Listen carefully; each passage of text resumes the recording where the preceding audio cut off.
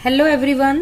आज हम conservation of plants and animals के क्वेश्चन आंसर करेंगे in text question answer and long question answer. सबसे पहले in text question answer, name any two districts of Kandi area of Punjab. जो Kandi area है ये पंजाब के वो इलाके हैं जहां पे जो जमीन है वो ऊंची नीची है और सिंचाई के साधन भी वहां पे कम है और कुछ ही फसलें वहां पे पैदा होती है। तो इसमें मक्की है, तिल है और दालें हैं। और जो कंडी इलाका है इसमें पठानकोट, होशियारपुर, रूपनगर, फतेहगढ़ साहब के इलाके आते हैं। तो इसमें इसने डिस्ट्रिक्ट ही पूछे है, तो कोई दो डिस्ट्रिक्ट आपने लिख देने हैं, Hoshiarpur, Rupnagar, Pathankot. Name any two causes of deforestation, कि जंगलों के कटने के कोई दो कारण, earthquakes and forest fire.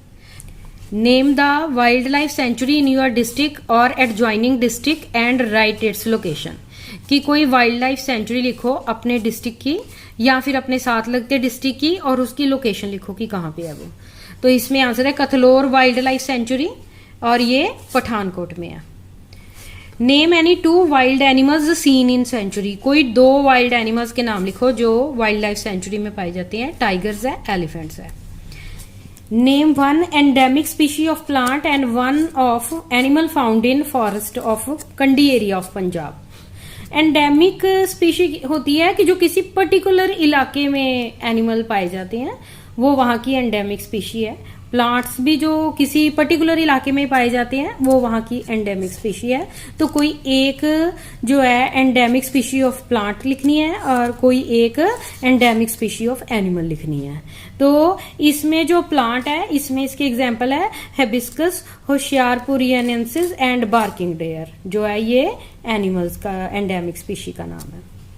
Right habitat of endemic species of plants and animals, की जो एंडेमिक स्पीशीज है जो किसी पर्टिकुलर इलाके की पाए जाने वाले प्लांट्स और एनिमल्स है उनका कहाँ कहाँ पे हैबिटेट होता है। मेनली एंडेमिक स्पीशीज जो है मेनली कहाँ पाए जाते हैं, किसी आइसलैंड में या माउंटेन रेंज में कहीं पाए जाएंगे या फिर कॉन्टिनेंट में। Name two migratory birds that you have watched at the lake or the wetland, की कोई दो माइग्रेटरी बर्ड्स के नाम लिखो जो कि आपने किसी लेक के पास देखे हो या वेटलैंड पे देखे हो। तो इसमें फ्लेमिंगोस एंड बार हेडेड गीज।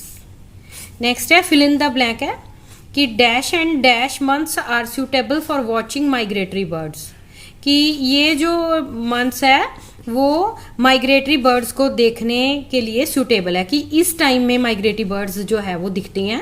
तो इसमें आंसर आना है October and February. Hello students, आशा करती हूँ आपको वीडियोस पसंद आती होंगी। मेरी और वीडियोस आप तक पहुंचती रहें इसलिए मेरे चैनल को सब्सक्राइब जरूर करें और लाइक और कमेंट करें। नेक्स्ट है लॉन्ग क्वेश्चन आंसर। तो इसमें फर्स्ट है what do you means by shifting agriculture. Shifting agriculture क्या होती है? शिफ्टिंग फार्मिंग जो है it is a farming system where piece of land is cultivated for 2 or 3 years for grain crops या vegetables, then abandoned to allow natural vegetation to grow while farmers move to a new area of cultivation। कि shifting agriculture या shifting farming एक ऐसा system है जहां पे किसी भी जो लैंड है पहले उसको कल्टीवेशन वहां पे की जाती है, ठीक है, 2 or 3 years के लिए वहां पे ग्रेन्स उगाई जाती हैं या वेजिटेबल्स उगाई जाती हैं, फिर उसको छोड़ दिया जाता है ताकि वहां पे नेचुरल वेजिटेशन अपने आप जो वेजिटेशन वहां पे उगे और जो फार्मर्स है वो इस टाइम में किसी और एरिया में चले जाते हैं कृषि करने के लिए। ऐसे ही एग्रीकल्चर को शिफ्टिंग एग्रीकल्चर कहते हैं। What is the purpose of celebrating these days, कि इनका क्या मकसद है ये दिन जो मनाते हैं हम। वर्ल्ड स्पैरो डे मनाते हैं, फॉरेस्ट डे मनाते हैं, इंटरनेशनल बायोडाइवर्सिटी डे मनाते हैं, वर्ल्ड वेट लैंड डे मनाते हैं। तो जो वर्ल्ड स्पैरो डे होता है, world sparrow day it is celebrated on March 20th every year. 20th मार्च को ये मनाया जाता है to bring awareness about declining sparrows population, ताकि लोगों में ये अवेयरनेस पैदा की जा सके कि जो हमारी स्पैरोज की पॉपुलेशन कम हो रही है and need for their conservation, और इसको संभालने की इनको जरूरत है स्पैरोज को। फॉरेस्ट डे जो है ये मार्च 21 को मनाया जाता है to bring the awareness about the importance of forest, ताकि लोगों को अवेयर किया जा सके कि जो फॉरेस्ट है इसकी क्या इंपॉर्टेंस है हमारे लिए and need for their conservation, और इसको संभालने की क्यों जरूरत है फॉरेस्ट को। इंटरनेशनल बायोडाइवर्सिटी डे जो है ये मई 22 को मनाया जाता है to bring awareness about the biodiversity and need of its conservation. तो ये जो दिन है बायोडाइवर्सिटी का ये इसलिए मनाया जाता है ताकि लोगों को अवेयर किया जा सके कि जो बायोडाइवर्सिटी है ये हमारे लिए कितनी जरूरी है और हमें अपनी बायोडाइवर्सिटी को संभाल के रखने की क्यों जरूरत है। बायोडाइवर्सिटी वर्ड का मीनिंग होता है कि different varieties of plants and animals. Next है वर्ल्ड वेटलैंड डे जो है ये फरवरी 2 को मनाया जाता है। ये इसलिए मनाती हैं ताकि लोगों को अवेयर किया जा सके role of wetland in life of people, कि लोगों के जीवन में वेटलैंड्स का क्या रोल है and need for their conservation, और वेटलैंड्स को बचाने की क्यों जरूरत है। How is paper made, how does the manufacturing of paper cause deforestation, कि पेपर कैसे बनाया जाता है और जो मैन्युफैक्चरिंग है जो इसको बनाया जाता है पेपर को ये डिफॉरेस्टेशन कैसे करती है। What can you do to save paper, और आप पेपर को बचाने के लिए क्या कर सकते हो। तो सबसे पहले फर्स्ट क्वेश्चन में देखो क्या आंसर आएगा कि how is paper made. Paper is made from trees, कि पेपर ट्रीज से बनाया जाता है। Pulp is prepared by adding sodium hydroxide, और जो पेड़ों से पल्प निकाला जाता है और उसको फिर उसमें सोडियम हाइड्रोक्साइड मिलाया जाता है क्रश्ड वुड में। उसको जो वुड निकलती है बीच में से सॉफ्ट वुड उसको क्रश करके उसमें सोडियम हाइड्रोक्साइड मिलाया जाता है। Paper sheets are made from this pulp, और फिर उस पल्प से पेपर शीट्स तैयार होती हैं। और सेकंड उसने क्वेश्चन पूछा how does the manufacturing of paper cause deforestation, कि जो पेपर की मैन्युफैक्चरिंग है ये डिफॉरेस्टेशन के लिए कैसे रिस्पॉन्सिबल है। तो जो 17 फुल्ली ग्रोन ट्रीज है they are required to make 1 ton of paper, कि 1 टन पेपर के लिए 7 ट्रीज जो है वो यूज हो जाती हैं। दस the paper production causes deforestation, इसलिए जो पेपर है बनाने के लिए ये डिफॉरेस्टेशन के लिए रिस्पॉन्सिबल है।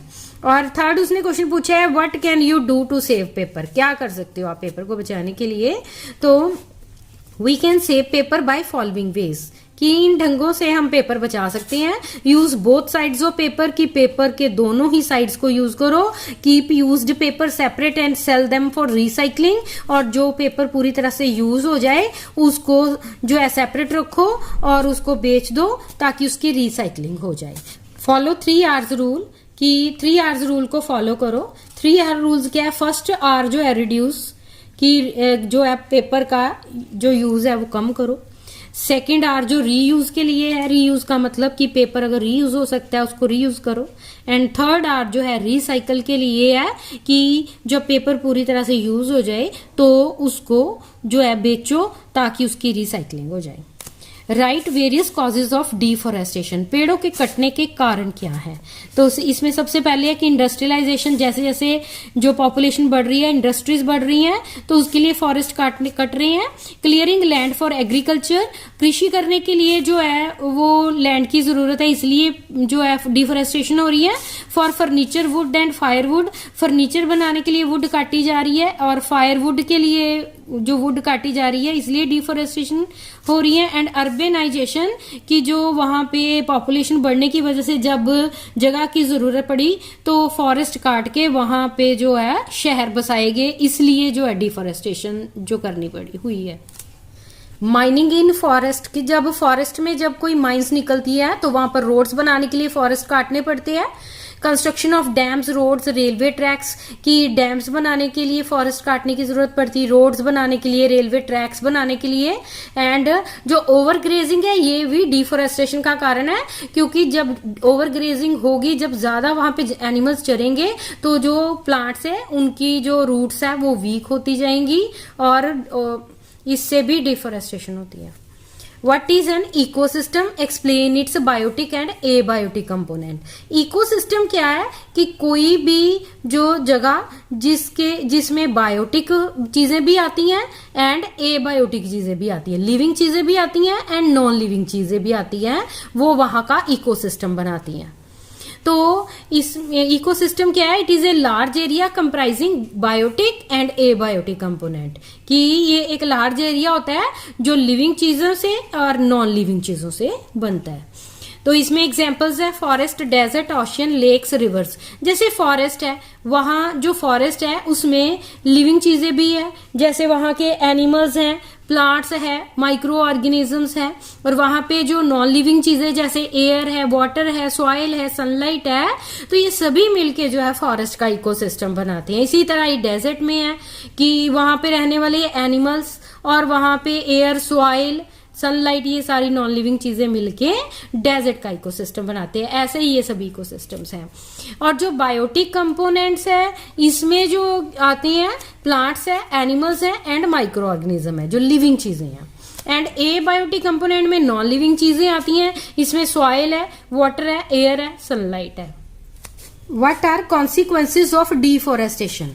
कॉन्सिक्वेंसेज वर्ड का मीनिंग रिजल्ट, कि रिजल्ट क्या है, जो ज्यादा जो फॉरेस्ट कट रहे हैं तो इसके क्या रिजल्ट निकल रहे हैं। The consequences of deforestation are, first है कि increase temperature and pollution level on earth, कि जो धरती का जो टेम्परेचर है वो बढ़ रहा है, क्योंकि जो पेड़ हैं वो कार्बन डाइऑक्साइड को एब्जॉर्ब कर लेते हैं। लेकिन अगर डिफॉरेस्टेशन होगी, पेड़ों की कमी हो जाएगी और जो वही कार्बन डाइऑक्साइड एटमॉस्फेयर में जाएगी और टेम्परेचर को बढ़ा देती है कार्बन डाइऑक्साइड, और पॉल्यूशन को भी बढ़ाती है अर्थ पे।